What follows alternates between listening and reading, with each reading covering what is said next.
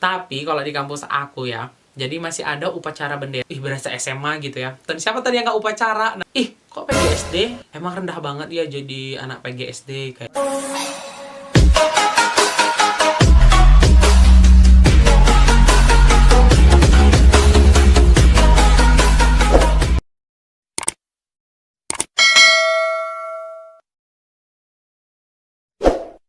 Halo teman-teman, jumpa lagi bareng aku Oji Bermana Tariga. Nah, hari ini aku mau berbagi pengalaman aku sewaktu mengikuti SBMPTN dan suka duka aku menjadi mahasiswa PGSD. Nah teman-teman, dulu aku tuh sempat ditolak beberapa perguruan tinggi, yaitu mulai dari jalur SNMPTN, jalur mandiri, dan lain-lain seperti itu. Nah, awal mulanya itu ketika aku mengikuti seleksi beasiswa dari Universitas Pelita Harapan dari Teacher College, yaitu beasiswa yang diperuntukkan sebagian jurusan keguruan yang ada di universitas tersebut. Nah, pada waktu itu aku mengambil beasiswa untuk mengambil jurusan PGSD. Nah, pada saat aku mengikuti seleksi dari UPH tersebut, nah aku lulus semua tahapan kecuali tahapan yang terakhir.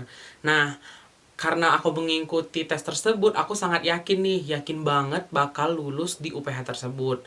Karena semua tesnya itu bisa aku lalui dan ada beberapa juga teman aku yang kita ikutan tes. Aku tetap dinyatakan lulus dan teman aku ada yang gugur. Nah, itu yang membuat aku sedikit kayak percaya diri juga kayak gitu. Wah, aku bisa nih sampai tahap akhir seperti itu. Kemudian karena aku terlalu yakin nih ya, terlalu yakin sama aku mengikuti beasiswa ini, yakin akan diterima, jadi aku tidak membuat plan lain seperti itu. Misalnya ketika pendaftaran SNMPTN, aku tuh tidak dengan serius memilih jurusan karena aku terlalu berharap ke UPH tadi kayak gitu. Jadi ketika mendaftar SNMPTN, aku asal pilih dan tidak sesuai kemampuan dan keinginan aku sebenarnya, cuman lebih ke kayak gengsi gitu sih sebenarnya ya. Jadi kayak pengen universitas ini nih kayak gitu. Jadi aku asal-asalan nih, padahal dulu ya di SMA aku tuh enak banget sebenarnya karena di SMA aku tuh difasilitasi semuanya, mulai dari pendaftaran, kita bisa bimbingan dengan guru bimbingan konseling dan lain-lain. Jadi kita diarahkan, dibantu semuanya kayak gitu. Nah, dan juga karena SNMPTN tadi aku tidak serius ya, jadi pada saat pengumuman SNMPTN aku dinyatakan tidak lulus kan, tapi aku biasa aja gitu. Jadi kayak nggak sedih gitu sih. Sedih sih mungkin ada, cuman tidak sesedih yang orang lain rasakan. Jadi aku kayak, oh ya udah, aku kan udah dapat pegangan UPH nih kayak gitu kan. Kemudian sampailah pada saat pengumuman UPH dan aku dinyatakan tidak lulus di situ, dinyatakan tidak lulus untuk menerima beasiswa UPH tersebut kayak gitu. Nah, itu membuat aku down banget. Jadi aku sempat nggak mau ngapa-ngapain, mengurung diri sendiri di kamar dan ngobrol sama orang lain juga udah kayak males kayak gitu, dan malu juga ke orang tua kayak gitu. Karena aku nggak mempunyai plan lain kayak gitu. Kayak misalnya kalau di kita nih ya di SMA kan, setelah lulus SMA biasanya kita udah mengikuti program intensif atau bimbingan belajar untuk memantapkan diri mengikuti SBMPTN kan. Nah, sayangnya waktu itu aku tidak mempersiapkan itu dengan baik kayak gitu karena aku terlalu berharap ke UPH tadi. Nah, di sini pembelajaran banget nih buat kalian juga. Jadi ketika kalian udah berharap ke sesuatu, harus memiliki plan lainnya juga kayak gitu. Jadi jangan bukan saya mengajarkan tidak yakin, tapi lebih baik juga kita membuat perencanaan lain dari perencanaan utama kita kayak gitu. Nah, pengalaman lain juga nih ya waktu aku mengikuti SBMPTN ya. Jadi aku kan udah nih dinyatakan aku nggak lulus dari UPH itu. Jadi aku nggak tahu harus ngapain. Jadi itu udah H-3 minggu menuju SBMPTN. Jadi aku mengikuti karena aku diajak oleh kakakku katanya ya udah kamu ikutan bimbingan belajar aja intensif di Medan daripada kamu di sana juga nggak tahu harus ngapain. Ya udah kan, aku ke Medan lah yang mengikuti program intensif di salah satu bimbingan belajar. Nah di situ aku juga masih bingung nih, aku harus ngapain ya? Maksudnya kayak aku harus ngambil jurusan apa dan pilihan aku apa aja nih, kayak gitu, masih banyak bingungnya lah kayak gitu kan. Kemudian di situ aku mengambil kelas IPC. Nah, kelas IPC itu di bimbingan belajar itu kita mempelajari semua mata pelajaran di IPA dan di IPS kan. Jadi dalam 1 minggu pertama aku mempelajari semua mata pelajaran. Dan di situ juga masih malas-malas gitu sih. Jadi kayak masih bingung harus ngapain kayak gitu. Nah, memasuki minggu kedua, jadi aku kayak mulai nih. Oh ya udah, dulu kan aku di UPH mau ngambil jurusan PGSD, ya udahlah aku mau ngambil jurusan PGSD aja lah untuk SBMPTN supaya menebus kesalahan gitu ceritanya kan. Kemudian aku mengambil pendaftar SBMPTN mengambil jurusan PGSD. Nah, aku udah yakin kan, ya udah mulai minggu kedua aku masuk kelas bimbingan di kelas IPS, memantapkan diri pada kelas pembelajaran IPS. Jadi semua pelajaran di bimbingan itu tentang IPS, yang sebelumnya aku tidak paham sama sekali tentang IPS karena waktu aku SMA itu mengambil jurusan MIPA, matematika IPA kan. Jadi tentang IPS aku nggak paham kan. Ya udah, karena di bimbingan belajar kami itu lumayan enak ya. Jadi setelah kelas bimbingan kita bisa melaksanakan mentoring sama tentor-tentornya kayak gitu. Jadi kita bisa bimbingan sampai malam. Nah, jadi di situ aku memaksimalkan waktuku untuk bimbingan sama mentor-mentornya itu kayak gitu. Jadi aku membahas soal, latihan soal dan lain-lain kayak gitu. Nah, selain itu juga nih ada pengalaman lainnya. Nah, selama aku bimbingan belajar di situ, aku sempat mengikuti 3 kali tryout dan aku sama sekali nggak pernah lulus tryout, teman-teman. Cuman aku ya udahlah pasrah aja gitu, maksudnya kayak cuman berdoa aja, mudah-mudahan nanti pada saat pelaksanaan SBMPTN-nya lulus nggak seperti tryout kan. Nah kayak gitu kan. Nah kemudian sampailah pada saat hari pelaksanaan ujian SBMPTN. Nah di sini juga aku mengalami banyak banget dilema gitu sih teman-teman. Jadi ketika aku mau ikutan SBMPTN tersebut, nah orang-orang kan H-1 SBM, pelaksanaan SBM itu kan orang-orang rata-rata ke tempat ujian dia kan, istilahnya kayak mengecek lokasi atau untuk mengetahui tempat duduk, tempat ujian dan lain-lain. Nah karena aku bukan tinggal di kota Medannya, bahkan karena di kampung, jadi pas aku di Medan itu nggak ada orang yang mengantar aku. Kakakku lagi kerja, terus kakekku lagi kerja juga kayak gitu, jadi nggak ada yang ngantar aku untuk ngecek lokasi ujian aku. Nah karena nggak ada yang ngantar, ya udah aku pasrah aja, ya udah besok mungkin tahu juga kayak gitu. Nah sampailah pada saat pelaksanaan ujian kan. Nah kalau orang-orang nih kan, orang-orang lagi mau ujian kan berangkat H-2 jam, H-3 jam, sedangkan aku H-1 jam baru berangkat. Dan teman-teman, pada saat aku berangkat ternyata aku salah lokasi karena di Medan itu ada 2 nama sekolah yang sama dan aku ke tempat yang salah. Nah, dan itu udah aku panik banget, dan di situ kondisinya eh, ojek online tuh belum populer banget di Medan. Jadi masih susah gitu untuk menjangkaunya karena kita di sana tuh baru-baru ada dulu tuh ojek online di sana kayak gitu. Udah gitu aku panik kan, kayak udah pasrah, udahlah aku telepon kakak aku, kak ternyata aku salah lokasi ujian, jadi gimana nih, aku kayak udah malas nih, udah mau mundur. Terus udah kayak gitu apa ya, aku ya kakak aku tetap motivasi aku kan, maksudnya kayak udah nggak apa-apa, coba aja dulu ke lokasi kamu. Ya udah aku berangkat kan ke lokasi aku, naik angkot, terus aku nggak ada yang nganter kan di sana, naik angkot, terus kebetulan ada juga yang terlambat barang aku. Kemudian sampailah kita di apa namanya, di tempat ujian kita yang yang asli itu kayak gitu. Kemudian begonya lagi aku ya guys, jadi aku langsung lari aja ke lantai 3. Sedangkan aku kan nggak tahu ya lokasi ujian aku di mana, ruangannya di mana.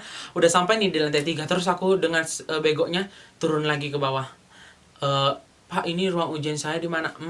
Kemarin, terus kata Pak Sapamnya ngejawab kayak gini. Kemarin pasti nggak ngecek lokasi ya? Iya Pak. Makanya kalau nggak tahu ditanya ya. Untung di situ Pak Satpamnya baik ya, jadi mau kayak ngebantu aku gitu. Terus dia ngarahin aku ke ruangan aku. Dan di situ kondisinya aku udah terlambat 30 menit lebih. Dan ketika aku masuk ke ruangan, ternyata pengawasnya baik banget dan masih ngizinin aku untuk masuk ke ruangan tersebut, sehingga aku masih sempat nih ngerjain soal meskipun dengan keadaan nggak kurang tenang, deg-degan dan lain-lain kayak gitu. Kemudian aku kerjakan soal-soal yang menurut aku yang mudah terlebih dahulu, kemudian yang aku bisa kayak gitu. Jadi aku kerjakan semampu aku. Kemudian aku tulisi lagi nih jawaban aku di kertas lembar. Kemudian selesailah ujian dan aku pulang kayak gitu kan. Sampainya di kosan, aku di rumah kakak aku ngecek jawaban aku tadi kayak gitu, ngecek jawaban aku karena di bimbingan belajar aku nanti setelah SBMPTN itu biasanya soal-soal dikerjakan oleh mentor-mentor itu kayak gitu. Jadi mereka membuat kunci jawaban sendiri versi bimbingan belajar itu untuk kita nanti bisa mengoreksi jawaban kita dengan jawaban yang dikeluarkan oleh bimbingan belajar itu. Nah, di situ aku hitung poin aku sama passing grade yang dikeluarkan oleh bimbingan belajar tersebut. Dan di situ aku pas menghitungnya ternyata poin aku kurang dari kalau nggak salah kurang 1 atau 2% kayak gitu. Tapi kan itu berpengaruh ya.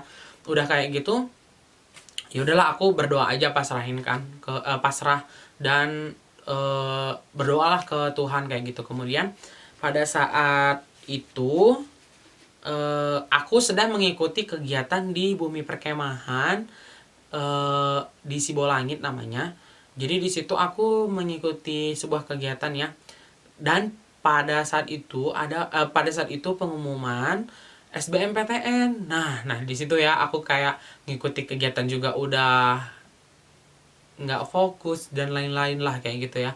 Karena ya itu tadi pikirannya SBMPTN kayak gitu. Kemudian sampailah pengumuman kan, ada banyak orang yang udah ngebuka juga di sana kayak gitu. Ada yang udah nangis nggak lulus, ada yang nangis karena lulus kayak gitu. Terus aku gimana nih, buka atau enggak nih kayak gitu kan, karena kayak takut sedih gitu kan di tempat umum banyak orang kayak gitu kan. Terus udah kayak gitu, adalah aku memberanikan diri ngebukanya dan ternyata lulus SBMPTN dan diterima di Pendidikan Guru Sekolah Dasar Universitas Pendidikan Indonesia.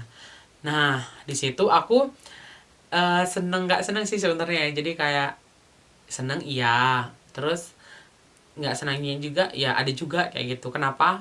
Karena sebenarnya aku kurang suka jadi guru gitu ya. Maksudnya aku kayak punya cita-cita sendiri kayak gitu. Tapi aku mikirnya kayak gini, ya udah sih, ketika Tuhan memberikan aku jalan untuk menjadi guru, ya udah berarti Tuhan mentakdirkan aku menjadi seorang guru kayak gitu, ya udah. Nah, berangkatlah aku ke Bandung untuk melaksanakan registrasi. Ternyata setelah aku tahu lagi nih ya teman-teman ya, ternyata di UPI itu tidak hanya satu kampus, dan ternyata aku bukan ditempatkan di kampus utama ya. Jadi aku ditempatkan di kampus Cibiru, berada di perbatasan antara Kabupaten Bandung dengan Kota Bandung, sedangkan kampus pusat berada di Kota Bandung. Kayak gitu teman-teman. Jadi seperti itulah cerita perjalanan aku sampai lulus SBMPTN. Nah, dan aku juga mengalami beberapa problema sih. Maksudnya kayak selama aku menjadi mahasiswa PGSD pertama, aku belum bisa banget menyesuaikan diri aku dengan kultur yang ada di universitas di sini, karena di sini tuh berbeda banget dengan tempat tinggal aku waktu di Medan kayak gitu. Kemudian aku juga belum terbiasa dengan kayak aturan yang begitu mengikat kayak gitu. Misalnya nih ya teman-teman ya, kalau kita kuliah kita nggak boleh minimal pakai baju kayak gini lah. Jadi kita nggak boleh pakai kaos, terus celana nggak boleh pakai celana lepis, jadi harus pakai celana bahan, sepatu rapi, terus rambut nggak boleh gondrong kayak gitu. Jadi harus rapi banget, karena kita katanya bakal jadi calon guru, jadi harus berlatih untuk menjadi contoh kayak gitu teman-teman. Jadi mulai di situ aku kayak berasa SMA gitu ya. Kemudian Anehnya lagi ya teman-teman, dulu aku tuh belum terbiasa banget karena di universitas kita itu jadi masih ada upacara bendera dilaksanakan 2 minggu sekali setiap hari Senin. Bayangin dong. Dan itu di absen, dan nanti ketika masuk ke kelas kita ditanyain sama dosen, siapa tadi yang nggak upacara. Nah bayangin coba teman-teman, itu kayak masih berasa SMA banget nggak sih kayak gitu kan. Nah lama kelamaan aku udah mulai terbiasa, mulai dari kultur di kampusnya, tentang upacara, tentang tugas-tugas kuliah, aku udah mulai terbiasa dengan hal itu kayak gitu. Kemudian di sini juga aku menemukan banyak temen ya, maksudnya teman-teman yang baik kayak gitu. Aku di sini mengikuti beberapa organisasi yang menurut aku nih ya sangat bermanfaat bagi aku, khususnya aku sebagai anak rantau di sini. Karena dengan adanya mereka, aku tuh merasa kayak punya keluarga yang deket nih di sekitaran kampus kayak gitu. Jadi mereka selalu kayak misalnya kalau aku kesusahan mereka selalu bantu dan lain-lain kayak gitu. Kemudian ada juga nih pernah yang aku rasain yang nggak enaknya ketika aku udah setahun kuliah di sini dan pulang kampung ke kampung ya kan. Jadi pada saat itu eh, aku ada baju namanya baju angkatan aku di kampus. Jadi di sini ada tulisan PGSD 16 karena aku angkatan 2016 ya teman-teman ya. Nah, ketika aku ke SMA dan tiba-tiba aku ketemulah sama salah satu guruku di SMA, terus kata dia, "Ih, kok PGSD?" katanya kayak gitu. Terus aku mikir gini, "Emang kenapa Bu kalau aku PGSD?" kayak gitu. Jadi kayak aku merasa kayak down gitu ya, maksudnya kayak emang rendah banget ya jadi anak PGSD kayak gitu kan. Jadi kayak eh jadi merasa rendah gitu sih sebenarnya. Cuman aku kayak cerita ke teman-teman aku, ke saudara aku, ke keluarga aku, ya udah nggak usah dipikirin sih, namanya kan udah jalan Tuhan. Toh nanti kan meskipun kamu jurusan PGSD belum tentu juga kan jadi guru atau jadi apa kayak gitu. Jadi eh kata keluarga aku, teman-teman aku kayak gitu kan. Ya udah aku mulai nggak mikirin itu, dan aku have fun aja sama jurusan aku yang sekarang kayak gitu. Karena ya omongan orang itu nggak akan bikin kita sukses juga kan. Karena ya yang bikin kita sukses itu dengan diri kita sendiri. Kalau kita ada kemauan, meskipun kita tidak mampu, jika ada kemauan ya pasti lama kelamaan akan bisa juga kayak gitu ketika kita mau belajar kan kayak gitu. Nah, kemudian dulu pernah juga sih sebenarnya kayak apa ya? Ada teman-teman aku beberapa jadi kayak guru SD, guru SD. Nah, kayak gitu ketika kita jumpa nih ya, guru SD, guru SD. Nah, mungkin orang nganggapnya itu bercandaan ya. Cuman kadang-kadang kita kayak berasa sakit hati atau apa, tapi lama-kelamaan terbiasa juga sih, maksudnya kayak ya udah sih nggak usah dipikirin, toh kan memang bener juga nanti jadi guru SD kayak gitu kan. Jadi ya udah sih masa bodoh, dan sampai saat ini aku masih menikmati. Ya aku menjadi mahasiswa PGSD udah nggak pernah sakit hati, menikmati kultur yang ada di kampus, tugas-tugas dan lain-lain. Jadi di sini aku ingetin nih buat teman-teman yang nanti mau mengikuti SBMPTN. Nah, pertama persiapkan diri kalian dengan baik, terus kenali kemampuan kalian, sering berlatih, kemudian pilih jurusan sesuai kemampuan kalian, dan ketika kalian memilih jurusan jangan pernah dengarkan omongan orang lain. Karena ya kalau menurut kamu itu baik untuk diri kamu ya silahkan, toh kan kita bekerja nantinya kan bukan karena paksaan orang tapi sesuai minat kita. Kan nggak mungkin kita bekerja dengan secara terpaksa kayak gitu, jadi kita nggak akan bisa sukses kayak gitu. Jadi itu sih pesan aku buat teman-teman semua. Semoga video aku kali ini bermanfaat buat kita semua. Jangan lupa tonton video aku lainnya. Sampai jumpa, bye bye.